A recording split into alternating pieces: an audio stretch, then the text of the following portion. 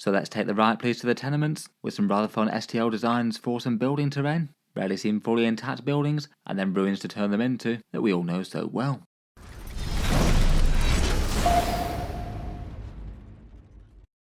Hello and welcome back to Warspecs Tactics, where today it's time for the Iron Enforcer update for the month.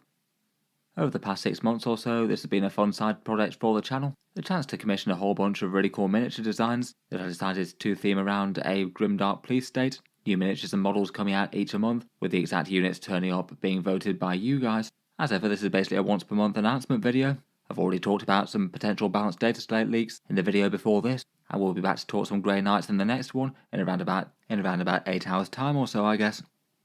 In any case, as mentioned, this month's model reveal is for STL designs for 3D printers to make a modular terrain set. These ones kind of going for a sort of mid-20th century tenement slums type thing. Some nice precincts for laying down your brutal state justice. There's two main offerings to this one: modular inner city intact buildings and then a set of ruined buildings, all available for $7 with the code ATL30. Links down in the thanks page at the video description.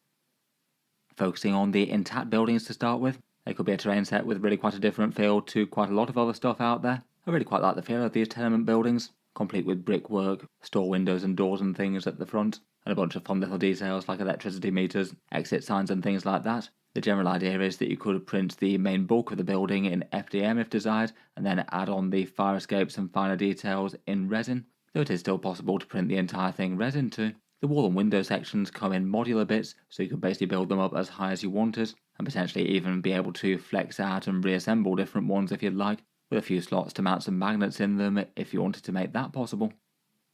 They've also got interiors that are big enough to put small models in as well, and with some designs you could potentially build them so you could access them and say have the building in two different halves. They've got stairways and brickwork and everything on the inside. The stairs are also the right sort of depth to fit slotter bases as well. In any case, here's a few examples of different ones that you could build. Roof pieces with some skylights and generators and things, as a sort of fancier house sort of doorway, if you want to swap that out for the storefront.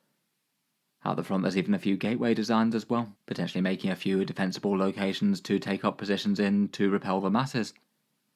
Then for when the fighting all gets a bit intense, there's also designs for inner city ruins. These ones a bit less modular, but more just getting the ones that you see. Basically the same style of building, but shattered windows, bombed out areas, and a whole bunch of rubble. I guess in theory if you wanted to, you could have them paired to have some form of destructible terrain, and these ones all have the ground floors enclosed, hopefully making them a little bit more practical for blocking line of sight in games. The rubble bits also come as separate sections as well, maybe being printable in resin, or you could leave it off if you don't want quite so much debris on the ground. Here are the 4 ruin designs. There's a medium 2-story one here, a great big tall one where you can see the shattered windows quite well. This one goes up to the size of the highest buildings of the last set. A smaller one here, windows and doors boarded up with boards and corrugated iron. And here we've got the last remaining fragment of a warehouse or something, with a big imposing blank wall.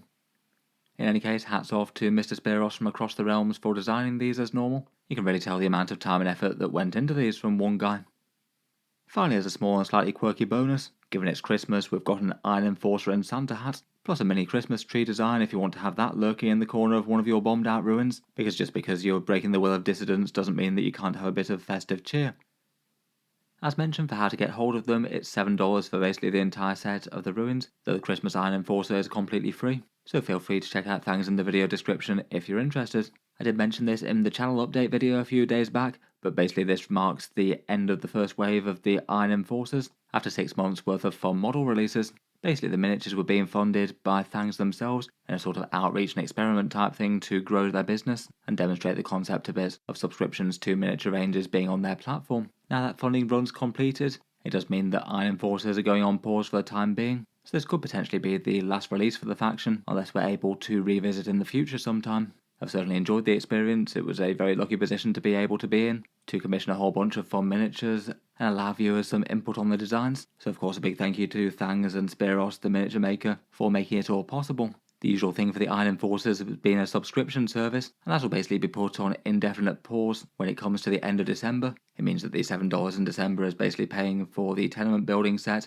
and then after that you won't be charged any more unless the range should start going again with more models in the future.